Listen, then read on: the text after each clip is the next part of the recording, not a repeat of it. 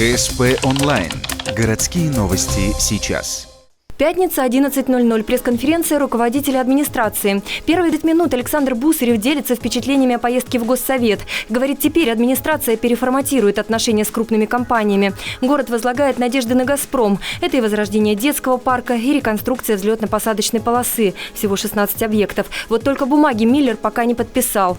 Но я не думаю, что там это соглашение не срастется. «Газпром» не та компания, которая будет обсуждать, а потом пойдет на попятную. Вопросов у журналистов достаточно, но время лимитировано. На все про все 40 минут. Тем не менее, коснулись и наболевших тем, в том числе наледи на тротуарах и очистки крыш от снега и льда. По улице Загородной, к примеру, пешеходам просто невозможно пройти. Скатываешься прямо на проезжую часть.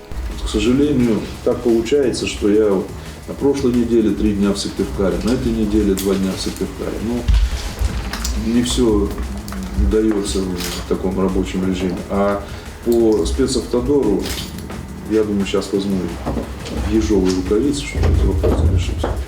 Многим ухтинцам не безразлична судьба здания по проспекту Ленина, 24В. Сейчас бывший детский сад планирует отдать под общественное объединение города. Возможно, это будет Дом дружбы народов. По крайней мере, с таким предложением градоначальник обратился к национально-культурным автономиям. Тем временем, по-прежнему актуальна проблема нехватки мест в детских садах.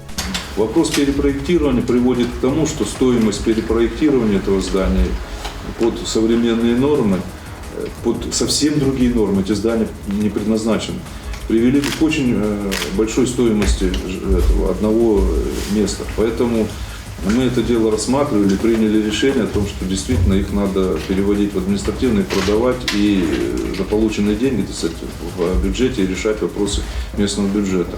Что же касается наболевшей дорожной темы, градоначальник заверил, капремонта дорог этим летом точно не будет, а вот дыры залатают. По графику конкурсы по ремонту дорог и нанесению разметки запланированы уже на апрель. Подведут итоги и заключат контракты в мае.